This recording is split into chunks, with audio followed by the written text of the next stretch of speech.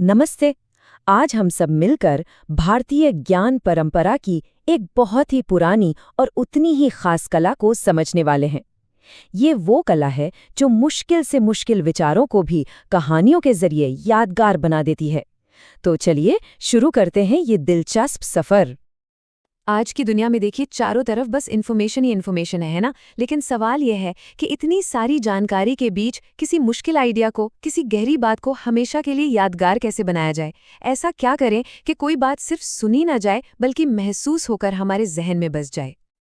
तो इसका जवाब बताए कहाँ है?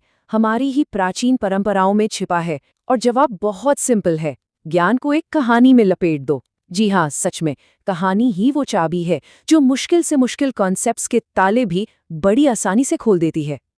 तो सबसे पहले ये समझते हैं कि आखिर कहानियों में ऐसी क्या ताकत है, क्यों हमारा दिमाग कहानियों से इतना गहरा कनेक्शन बना लेता है। अच्छा, जरा सोचिए, एक तरफ हैं एकदम सूखे फैक्ट्स, डेटा, आंकड़े जो सच कहूं तो दिमाग में ज्यादा देर टिकते नहीं, और दूसरी तरफ है एक कहानी जो सीधे दिल से जुड़ती है, हमारी भावनाओं को जगाती है और फिर हमेशा के लिए याद रह जाती है। और सच तो यही है कि हमारा दिमाग फैक्ट्स को रटने के लिए नहीं बल्कि कहानियों को याद रखने के लिए बना है। एक बहुत पुरानी और बहुत गहरी कहावत है, सुना हुआ पढ़े हुए से ज्यादा असरदार होता है, क्योंकि वो कानों से दिल में उतरता है। और ये बात बिल्कुल सच है। जो चीज दिल में उतर जाए ना, वो फिर कभी नहीं भूलती। हमारी जो मौखिक परंपरा थी, उसकी असली ताकत यही तो थी। अब बात करते हैं उस खास भारतीय तकनीक की जिसे कहते हैं कथासार की कला।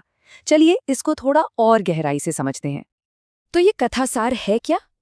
देखिए, ये एक कला है किसी भी गहरे मुश्किल सच को एक सिंपल सी खूबसूरत कहानी में ढालने की। और मकसद बस इतना है कि उसका असली मैसेज, उसका सार जस का तस रहे। ये बिल्कुल वैसा है जैसे ज्ञान का अमृत निकाल लिया हो। और देखिए, ये कोई आज की या कल की तकनीक नहीं है। हमारी तो पूरी विरासत, पूरा हेरिटेज ही इसी खजाने से भरा पड़ा है। आप सोचिए, पंचतंत्र की कहानियां, जातक कथाएं या फिर हमारे पुराण, रामायण, महाभारत जैसे महाकाव्य, इन सब में क्या है? हर जगह ज्ञान को कहानियों में ही तो पिरोया गया है। तो सवाल ये उठता है कि इस प्राचीन कला को हम आज कैसे इस्तेमाल कर सकते हैं। चलिए इसका एक बहुत ही सिंपल 3 स्टेप का ब्लूप्रिंट देखते हैं। तो एक असरदार कहानी बनाने के लिए क्या करना होगा? बस 3 सिंपल स्टेप्स हैं। स्टेप 1, सबसे पहले तो ये पहचानिए कि आपका कोर मैसेज क्या है, मतलब आप कहना क्या चाहते हैं। स्टेप 2, फिर ऐसे किरदार या उदाहरण बनाइए जिनसे लोग कनेक्ट कर सकें, खुद को जोड़कर देख सकें।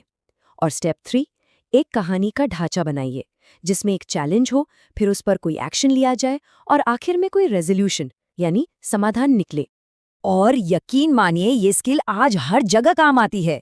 एजुकेशन में मुश्किल से मुश्किल सब्जेक्ट्स को मजेदार और यादगार बनाने के लिए, बिजनेस में अपनी बात को, अपने ब्रांड को असरदार ढंग से लोगों तक पहुंचाने के लिए, और यहाँ तक कि हमारी पर्सनल ग्रोथ में भी। जब हम अपनी मुश्किलों को एक कहानी की तरह देखते हैं ना, तो एक क्लैरिटी मिलती है, एक मोटिवेशन मिलता है। तो अब हम आते हैं सबसे जरूरी बात पर। कहानियां सिर्फ एंटरटेनमेंट नहीं है, वो इससे कहीं ज्यादा हैं। वो हैं ज्ञान के पात्र। तो ये बात हमेशा याद रखने वाली है कि कहानियां सिर्फ टाइम पास या मनोरंजन के लिए नहीं होती।